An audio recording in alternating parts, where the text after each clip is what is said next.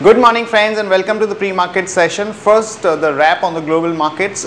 We've seen a good amount of weakness yesterday in the US markets, almost about 80 odd points cut in the Dow, and even Nasdaq was weak, and European markets also we have seen about a cut of 1 to 1.5%. The key concerns are two basically. One is that the manufacturing data which are coming out from the Eurozone and China were weak.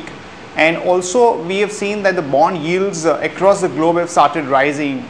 Even in the European markets we have seen that the yields have actually gone up, and US markets the yields were too low to about 0.2%, have shot up in the few days to 0.4%. So from 0.2 to 0.4% in a span of 4 days. So what is concerning is that despite a huge liquidity infusion that we have seen, it has actually not helped the market stabilize in a major way.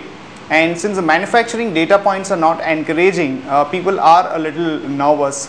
The actually US jobless claims data that came out, that was quite positive. In fact, that is at 4-year low, so which is positive, but it is clouded by these kind of negative data points in terms of the manufacturing sector. Back home friends, we had a massive sell-off and we've seen that almost a 2.5% cut in the Nifty, and individual stocks also fell very sharply. There were a lot of rumors floating around in the market that because of this coal block scam there might be another political uncertainty, and huge selling has happened by the FIIs and so on and so forth. But actually if you look at the data, the provisional data suggests that there was a net buying in the cash market by FIIs to the tune of 247 crore, and the domestic institutions were sellers to the tune of 133 crore. We will check on the actual flow on the F&O side with Nandish. With those remarks, let me invite Nandish. Nandish, we've seen a huge sell-off yesterday, and I'm also told that there is a major cut across the stocks and index in the open interest. So looking at the FI flow in the derivative market, what is the reading there? Yeah, we have seen around net buy of 1,745 crores in the FII side, and majority of the stock options and index futures we have seen unwinding. The major reason was that short covering. The premium was profit booking. The premium was around say 23-24 points, and finally we settled yesterday around 8 points. And Nifty also we see an unwind of around 4% unwinding on the open interest front. Majority of the stock options as well, you take any of the leading counters like SBI, ONGC, each and every stock option seen an unwinding apart from Reliance. Reliance is one counter in which aggressive short positions are still building up, and below 8,800 levels we have seen a majority of addition on the open interest front, majority on the short side. And what is the reading of the implied volatility? Because one day we've seen a major up move and the other day there was a sell-off. So has it resulted into spiking of the IVs? IV has been really shot up. We have seen that average IV for the starting of the month, because of the major of the events, IV was around 30%, finally we settled around 21-22%. Quite couple of days we were hovering around 23 to 25% range, but previous trading session again we have shoot up around 24 basis points, 12%, around 12 to 13%. Even on the option side we have seen a majority of addition on the 5,200, 5,300 and 5,400 call options.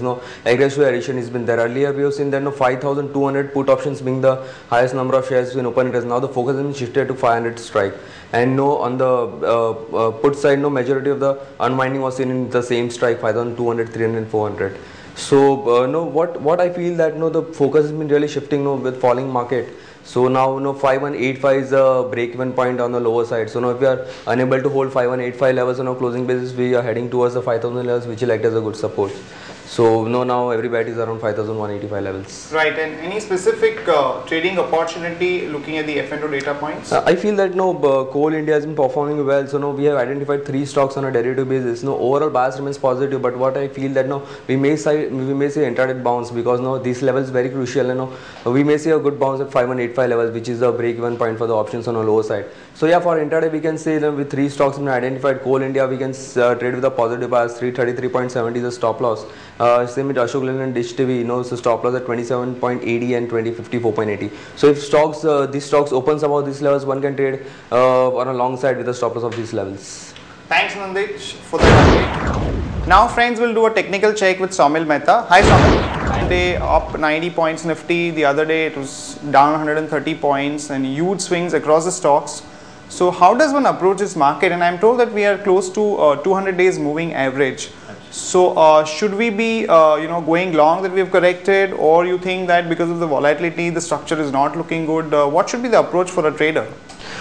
We are very close to 200 daily moving average, which will be a very crucial support for the markets. If we close below those levels, which will be around 5150, 5160 levels, if we close below these levels, I think the medium term again gets negative, and we can go down till 5000 levels, 4900 levels.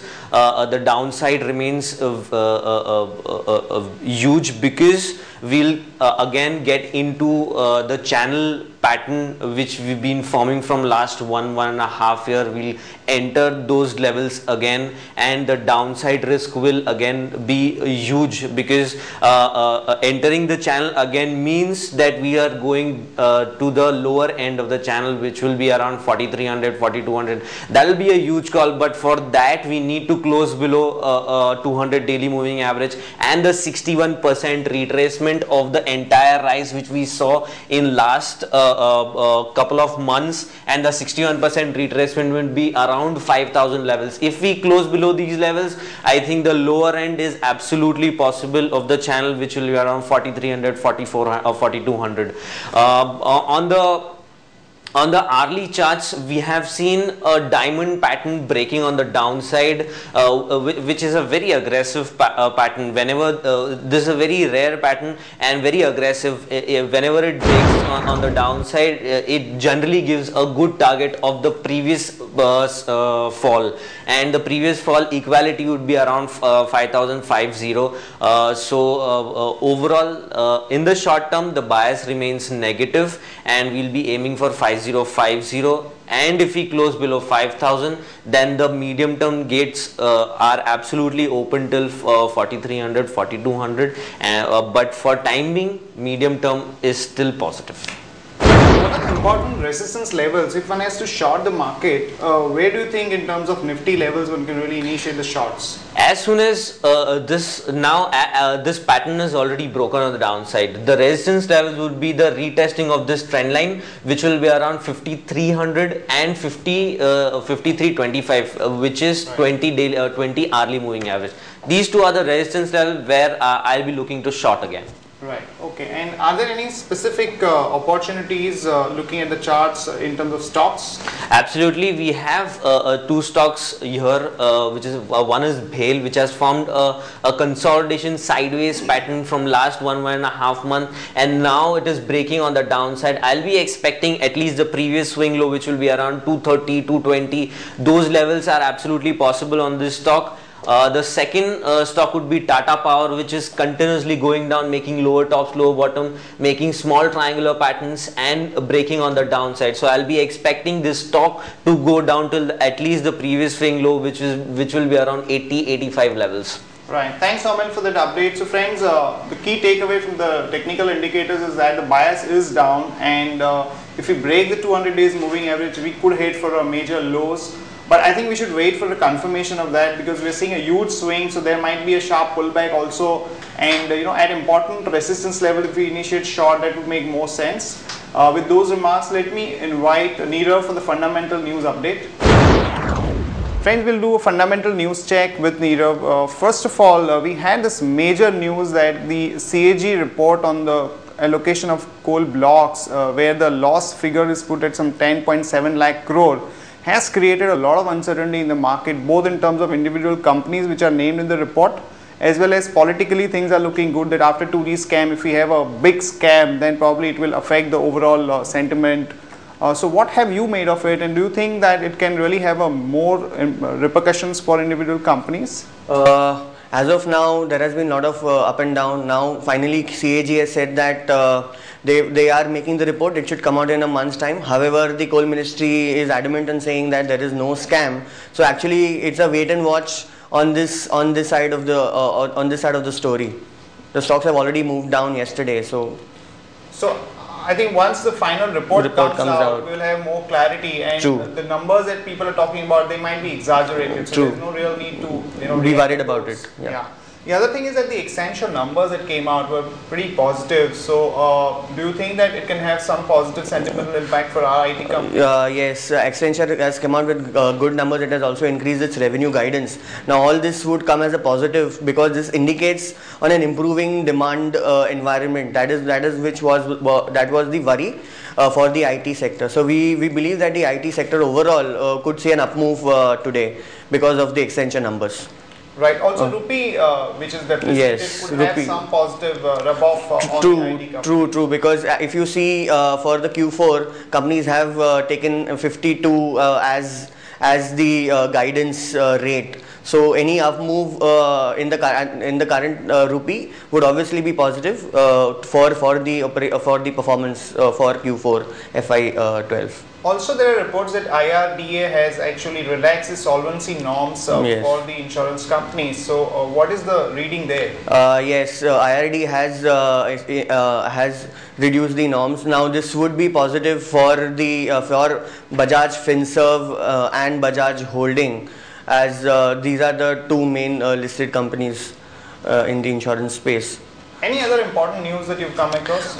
Yes, actually, banks have been approaching RBI to relax norms on the HTM. Now, if that is true, it will be positive for banks. Also, GDL, Gateway Distripark, is going to announce the interim dividend. Now, if you see, last year it had given a dividend of 6 rupees.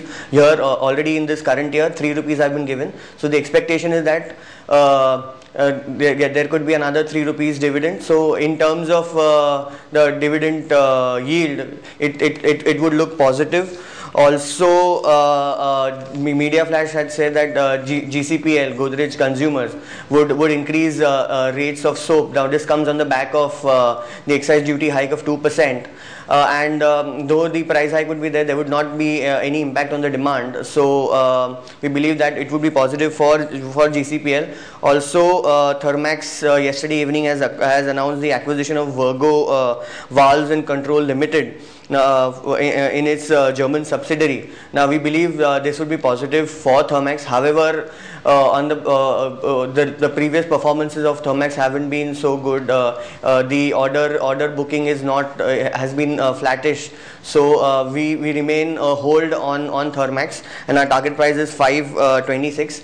Also, Godrej Properties had their auction yesterday. It was a good auction where it was oversubscribed. So the company is issuing further shares. Now this would act as a positive for the auction that would come ahead. So we believe this is positive.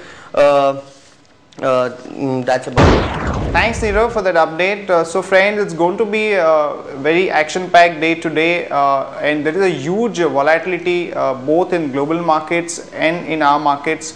We believe that somewhere we are close to important support level of about 5180 to about 5200 on the Nifty. So we should not initiate any short positions unless these levels are broken. Also, because of the way the open interest has got reduced, it means that the overall market has become lighter, and there was no major selling by the FIs, as I have discussed in the numbers which are come out yesterday. So we believe that we should try to play for some kind of a pullback to about 5300, 5320. And looking at the global markets and flow situation, one can initiate fresh shorts there. And in terms of news, the other important news is that the former UTI, it is known as SUTI now, has actually offered certain blocks of shares in companies like ITC, L&T and Axis Bank. So depending upon the kind of pricing that it gets for these blocks, you might see the action in those individual stocks. That's it from all of us, friends. See you tomorrow, same time. Bye-bye.